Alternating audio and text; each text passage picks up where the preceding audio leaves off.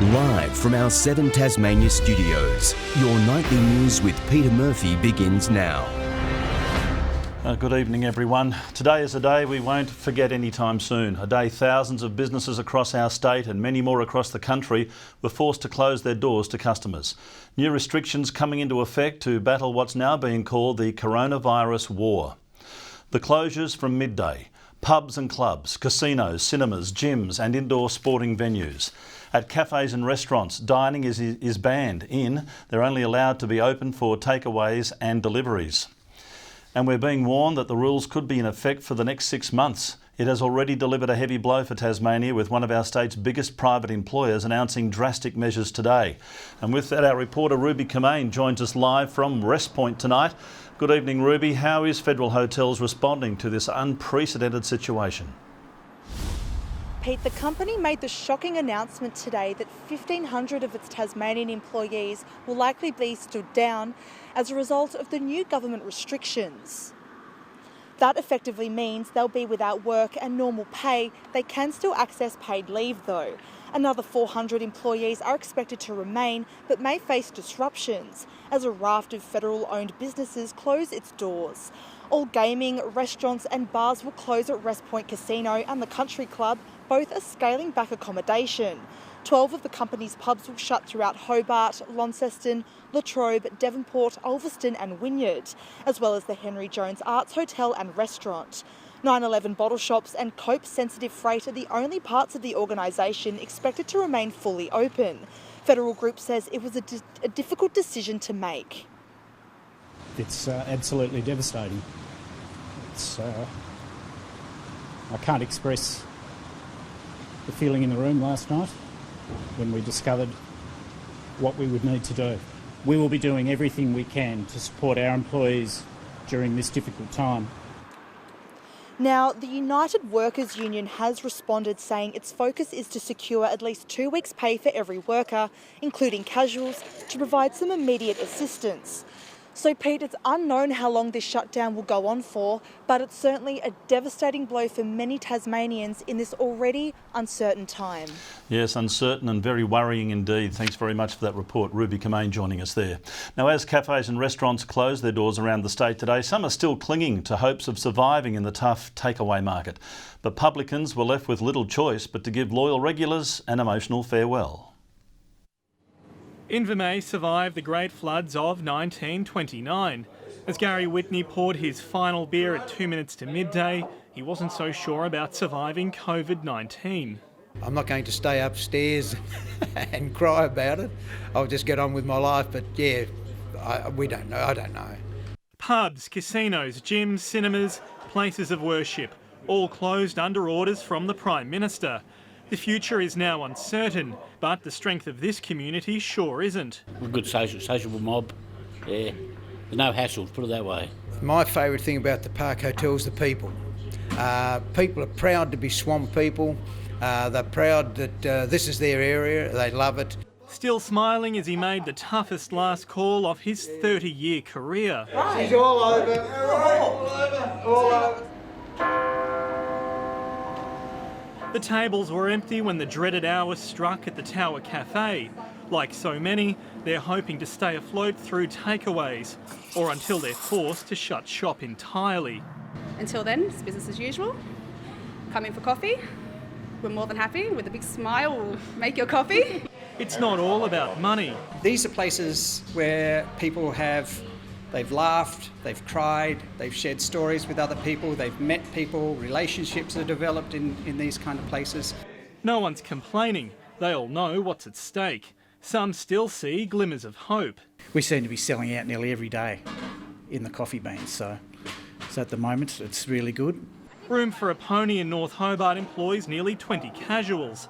The boss is trying to save their jobs and his. It all depends on what the government handouts and how quickly they come and how actually useful they are. I know a lot of things have been announced. We've looked into a few of them, but there's still not a lot of information. Not much to do now but pack away the signs of very nervous times. Yes, this crisis has also triggered a wave of people queuing up for assistance at Centrelink offices around the nation. For more now, we're joined by reporter Sean McComish. Hi Sean, long lines on the mainland today. Did we see the same here? Good evening, Pete. Thankfully not. Earlier today there were a handful of people outside the Launceston Centrelink here behind me, but it was nothing compared to what we saw on the mainland. In Melbourne, lines of well over 100 people queued up seeking COVID-19 relief payments. Some appeared to practice social distancing, but many did not. Hobart was less busy. There was still a small crowd at the door. The Commonwealth is pleading with people to head online if they can. That was until the MyGov website crashed this afternoon. The government is now facing criticism from Labor and the unions for failing to predict the increased pressure.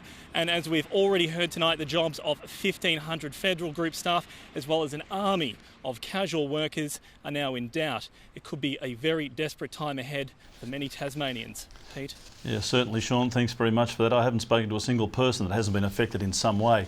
Now, the Premier has labelled the coronavirus crisis a war. Tasmanians must fight together, saying working as one is the only way we'll make it through the battle that's facing us all. The Medical Association is calling for hotel rooms to be opened up for those fighting the disease, and there's been widespread calls for schools to shut down. A strong message from the Premier. We are at war against an insidious disease, and we must bring the weapons that we have to fight it. This weapon is social distancing. This is not a training drill. This is real. We expect all Tasmanians to play their part. Followed by a blunt warning in the wake of the unprecedented hospitality shutdown. Do not gravitate to holding parties in backyards or in other facilities. Schools will remain open for now. From Wednesday, parents who choose to withdraw their child will not be penalised, but need to follow social distancing rules. If you take them out, then it is incumbent upon you to ensure that you know where your children are, what they are doing, that they are not mixing with groups, that they are not putting themselves at risk or others at risk. But the decision comes despite mounting pressure. Every hour we delay making a decision, we put lives at risk. We can see what's coming by looking at other countries. It is inevitable that schools will close in Tasmania. The government needs to support parents to plan for what is coming. I'm hearing daily stories of students incredibly anxious for their friends in Year 12. Will they get an ATAR? How are they going to do their exams properly? That they're worried about whether to be at school or at home. Aged care homes going into lockdown, most visits cancelled, and for those offering essential care and support. Visits will be restricted to less than 2 hours and no more than 2 persons together, and no one under 16 can visit except friend of life support to say goodbye. The University of Tasmania already offering up its Fountainside Apartments student accommodation to help those needing to isolate. The Medical Association calling for more hotels to follow. We can give patients, irrespective of their disease severity, the right care at the right time in the right place. Tasmanians do have an opportunity right now to not only flatten this epidemic curve, but to crush it. In our hospitals, nurses have warned their protective gear is being rationed, running dangerously low. It's absolutely critical that they have access to personal protective equipment so that they can remain safe and remain in the workforce and treating patients who present. Overnight, the number of cases in Tasmania rose to 22. 2 people returning from America, 2 off the Ruby Princess cruise ship and 1 from the Ovation of the Seas cruise ship. Public Health still unable to track down 2 people on board the Ruby Princess, a ship linked to several cases. We're currently looking at approaching them at their residence and also looking at some other means to determine whether they've actually re-entered Tasmania. Michelle Wisby, 7 Tasmania News. And we're planning to bring you a special state address from Premier Peter Gutwein a little later in our bulletin. And now that Rex shutdown that was announced today is affecting Tasmanian routes. The regional airline operates flights to Burnie and King Island. Passenger services are being scrapped, but it says it will continue delivering essential freight during the outbreak. From the point of view of our community, the continuation of supplies to our airport is particularly important. We can't do without our supplies coming in. The passenger suspension will come into effect from April 6. tonight, the Premier, Peter Gutwein, has a message for Tasmanians as we face the coronavirus crisis. Let's now take a listen to the Premier's State Address. Fellow Tasmanians, tonight I want to speak to you directly and clearly about the coronavirus, about how we plan to keep you and your family safe, and to explain the steps we're taking to get through this. I want to be crystal clear. This plan will only work if we all play our part, if we all work together as Tasmanians to get it done. There are clear rules and requirements that everyone needs to abide by, and they will be enforced. This is not a drill, this is not optional. I'm not going to mince words. COVID-19 is the gravest threat our state and our country have faced in generations. Do not dismiss this virus as an issue for someone else. It does not discriminate and it can be deadly. It is already severely affecting the way we and our families go about our lives, and the evidence shows that it will do so for many months to come. The only way we can stop this thing is to go hard and to go early. By acting now with these tough measures, we hope to prevent further, stricter action. Currently, there is no evidence of any community transmission from person to person here in Tasmania. That is what we want to prevent, but the first priority of any government must be to keep its citizens safe and secure. That's why we have limited outdoor gatherings and indoor events, and that's why from midday today, we've closed pubs and clubs, gyms and indoor sports centres, cinemas, entertainment venues, casinos and nightclubs, cafes and restaurants, as well as places of worship. I know this decision is going to hurt many people, as well as businesses large and small and their employees. For that I'm truly sorry. But if we can limit the spread of this virus, it will save lives. We've taken these extreme measures with our businesses because we have an opportunity to flatten the curve and get in front of this. We've not had the same rate of person-to-person spread as some other states, and we want to take full advantage of the fact that we are an island. I know it's small consolation, but that's why both the federal government and my government have put in place an unprecedented range of measures to help soften the blow wherever we can. And later this week I'll be announcing further state-based support. I know there has been some concern about our schools and our children. Based on the best medical advice, Tasmanian schools will continue to remain open. However, from Wednesday the 25th of March, parents and carers may choose to keep their children at home should they wish. With our borders now effectively closed, the faster we can minimise the virus here, the faster we can return to a more normal life. This only works though if everyone abides by the rules and we work together. Please pay close attention to the official advice. These simple measures will save lives.